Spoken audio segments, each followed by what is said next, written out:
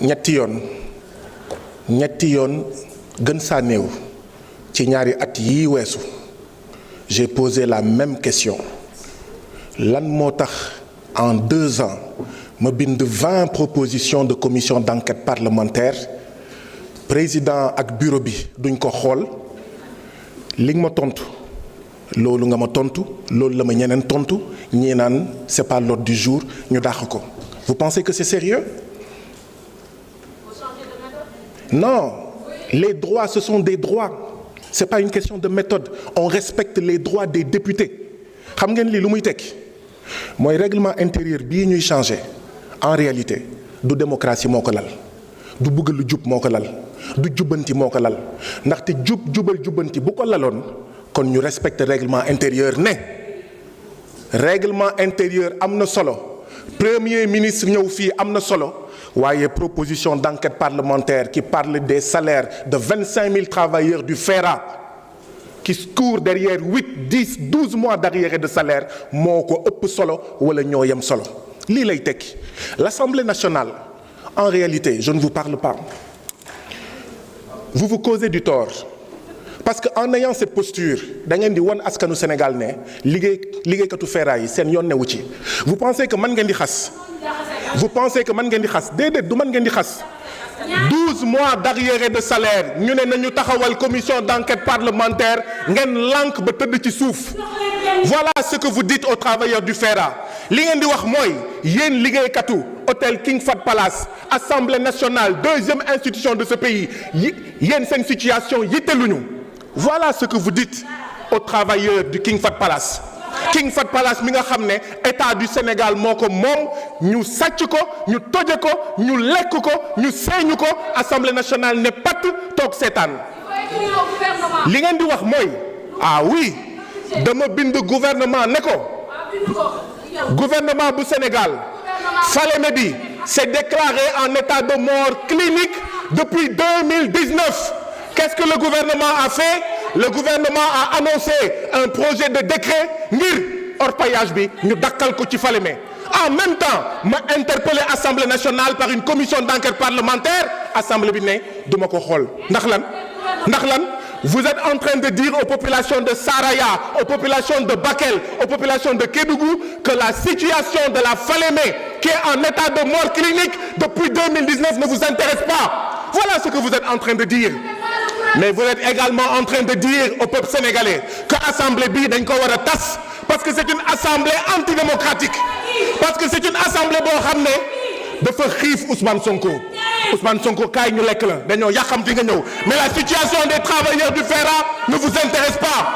La situation des enfants yiy lekk Nido yiy lekk Cérélac et dont on dit que c'est hyper sucré ne vous intéresse pas. Mais la situation également des jeunes du programme Xëyu Ndaw ñi ne vous intéresse pas parce que dama déposer commission d'enquête parlementaire ngeen lànk bañ ba tëdd ci suuf ne du ngeen ko xool président bi ndeysaan mu toog rek ndeysaan xamul lu muy wax ngeen fo ne dëgg la ñu naan ce n'est pas à l'ordre du jour. Quand est-ce que ça sera à l'ordre du jour et où est-ce que ça sera à l'ordre du jour? Ba pare monsieur le président ngay wër naan waaw c'est-à-dire Guy Marius Sagna dafa war a waxtaan ak yeneen député ñu soutenir ko ban soutenir. Le règlement intérieur me donne le droit de déposer des propositions de commission d'enquête parlementaire. Il y a parmi vous qui sont honnêtes, qui sont respectables et respectés et qui se taisent sur ces injustices qui se déroulent depuis 2 ans. Vous le savez, un droit il doit être respecté. Vous ne le faites pas contre moi, mais vous le faites contre les jeunes du programme Xëyu Ndaw ñi. Vous ne le faites pas contre moi, mais vous le faites contre les paysans. Parce que j'ai déposé une proposition de commission d'enquête parlementaire pour ñu xool engrais bi ji yi ak matériel agricole yi fan lay dugg. Vous ne le faites pas contre moi, mais vous le faites contre les populations des villages qui longent la Falémé. Ku nekk ne pat waaye ay bu nekkoon mbiru poste ay bu nekkoon mbiru pal yéen ñëpp di ngeen màbb di xëccoo waaye comme il s'agit des travailleurs du FERA ngeen ne pat comme il s'agit des travailleurs de l'hôtel King Fahd Palace ngeen ne pat comme il s'agit des paysans ngeen ne pat. Honte à cette assemblée, dissolution de l'Assemblée nationale.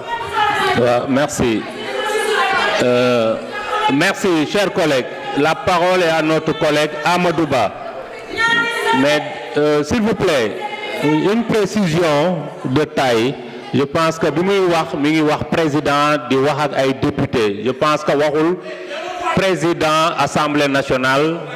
Bu fekkee man ngay waxal je pense que da nga juum parce que jàpp ma ni am na fu may tudde sa tur may jox parole bi Amadou Ba, vous avez la parole.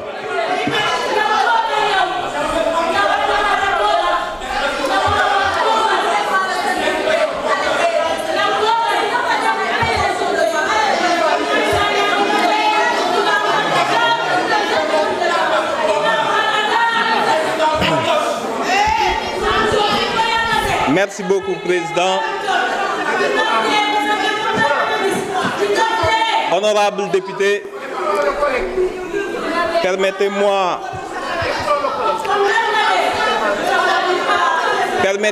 Président, et je vous en saurai gré, de remercier cette auguste Assemblée pour l'accueil chaleureux, convivial et républicain qu'ils m'ont réservé lors de mon installation.